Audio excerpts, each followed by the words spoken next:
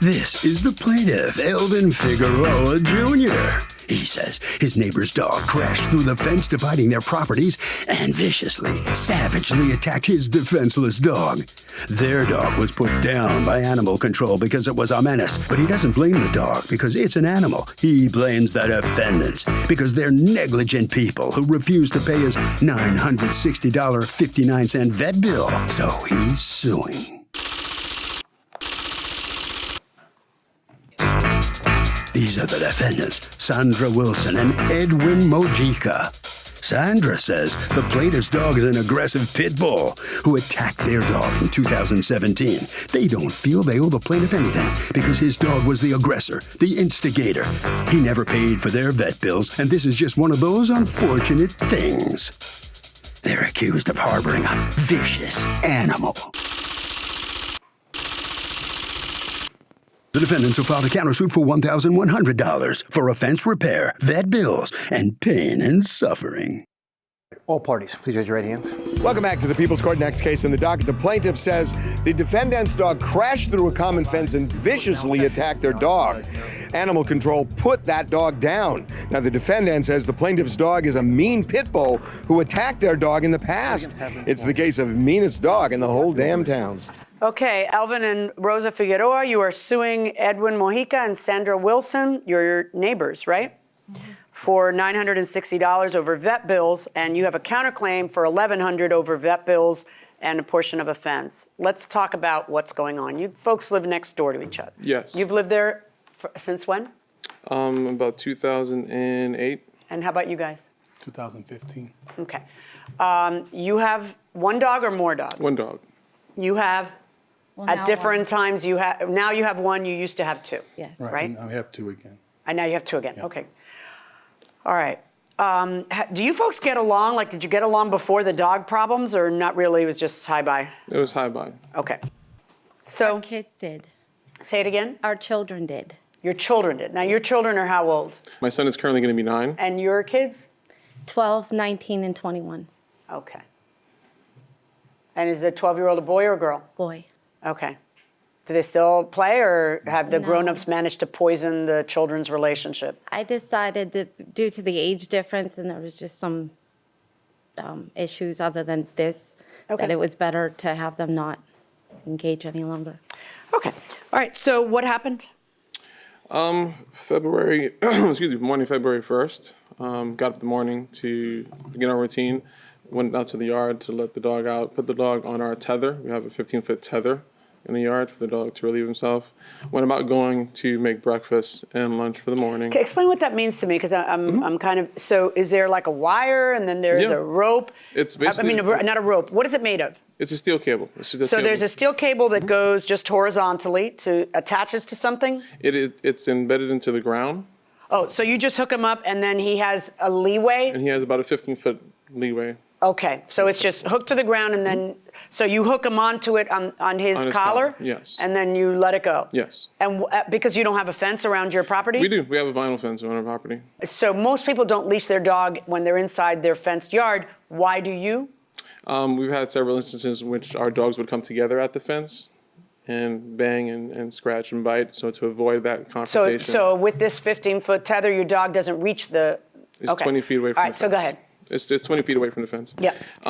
So as I walk in to begin starting breakfast and lunch, I hear a commotion. I hear from the background, no Guinness, stop. I turn back around. I see their dog has broken Their through our dog fence. Guinness, which is what kind of dog? A boxer mix. And your dog was a what? It's an American Staffordshire Terrier, which What's would that? be Is that a fancy term for pit bull? Fancy term for pit Okay. bull. Go ahead. I had broken through the fence and was on my dog, attacking my dog at the time while he was still tethered. Okay. So I ran out. I tried to grab the dogs to separate them, had some struggles with them. My daughter came out behind me, grabbed our dog from the tether. I pulled their dog off. Their dog ran back right through the fence when their daughter called. How does the dog go through a fence? There's obviously a breach in the fence. No, the panel was just pushed out. So we decided to take the dog to the vet, took him to the vet. At that time, while we were at the vet being seen, the animal control officer called. We explained the situation had gone on. So animal control, did they seize your dog? They asked the dog to be surrendered, that they would either come out or we can take him in. And what First thing ended we up did, happening? I ended up taking him in, and we had to put him down. Do pit bulls have a bad rap? What do you say? Definitely. I mean, it's up to the owner to train them and make sure that they're responsible for it. So she's saying the owner, not the dog. I agree. I think puppies, like babies, a lot of their character has to do with who's raising them. Interesting. I like that. What do you say? Yes, because I believe it's not the animal's fault. It's the person that owns the dog, how they train the dog. You know? Fair enough. Fair enough. Going inside the courtroom. We decided to put him down. How come? Well, there was a behavioral specialist there, and they said due to the fact that the dog has been attacked by their dog a number of times. In the and past? Yes, and him retaliating. They weren't sure how Guinness would be with other animals. And we have a dog and 2 cats at home. So. How did Guinness get over there? Their fences are vinyl, and I have pictures. There's slats where you put the post in, you slip in the slats, and it's like in a rail. If I can walk over to it, you can push it through. Well, right, but if you know that, why is Guinness, and you know that they've had problems? We didn't realize that slat was like no, that. not at all. And I didn't know, Guinness has never shown any sign of aggression at all. So I had no Where's idea. the fence? It's On your yard, or right on the property line? I believe it's on the property. It's on the property line. We were the ones who put it up, but it's on the property line. Who put it up? We did. Okay. And you have no other fence to contain your dog? no. All right. So this contain happens, one you take area. the dog in, there's a $900 and $960 bill, and then what do? Yes, ma'am. We waited till the 4th visit. We got the bills together and brought them over to 4th visit to the vet? To the vet, yes, ma'am. Just to Once- conclude all of the... conclude all the procedures. And Is this your dog? That is my dog. That that's is a cute when picture. we first adopted him. My son was about 6 or 7 months. What is this a picture of? That's the vinyl fence and And their dog got through one of those slots? yes, ma'am. How does your big dog get through one of those? Guinness was slim. yeah. He was built kind He of looks like a greyhound. Greyhound, yeah. And there is a portion of the yard where it ended, which their dog has gotten his head through before. Which So we built a fence. We built a garden around Well, see, that's it. the problem. You don't get to rely on their fence and talk about how No. shabby it is. You got to do your own fence if Well, you we- feel we it's not did that containing in your one dog. In one and then portion. He found another spot. Yeah. We didn't know that. And there's pictures of that where we Are fenced in these the shed. injuries to the dog? Yes, ma'am. What did they do for the dog at the vet? They treated the abrasions and the cuts. They actually had to put drainage tubes in the paw, the right paw, as well as on his chest. He had a puncture on his chest, and they were concerned that it would turn into an abscess. And with the paw, they were concerned that there was going to be tendon damage, so they put a drainage tube in that for there as well. Series of antibiotics, tendon medication. Now, you have a counterclaim because, according to you, this dog attacked one of your other dogs? Okay. When did that happen? That happened it's been about 2 years ago. All right. Do you have any evidence about how that attack happened? Like, do you have the vet bills or anything else? $200 for the vet bill was the time that his dog attacked Lily, our other dog. So, what happened in that attack? That instance, I was walking Lily past their house, going up to the park to get my son. Is Lily on a leash at the time? Yes, she is. And they were getting groceries or something out of the car. The door was wide open to the front of their house. I didn't think anything of it. I just walked past the house, and their dog came and attacked Lily. Which dog? Their only dog. Their only What's dog. your dog's name? Blue. Blue. Blue came out and attacked Lily. Blue came on. Are there attack- any vet bills from that attack? There is, yes. May I have them? I don't have them. Okay. I'm sorry. So how are you going to collect $200 if you can't prove you lost $200? All right. So you're also suing for $500 for a portion of the $3,400 chain link fence. How do you figure that they have to pay? Because we wouldn't need a fence at all had it not been for the dog trying to breach the yard. What about your so many dog times. trying to breach it? We have a case where you're admitting your dog breached it. Yes. It's Then on why fence. are you saying that they should have to pay it? Are you suing for half of it? What is it you're doing? Just that one section that blocks ours from theirs. Yeah. And $400 for pain and suffering. Tell me about that.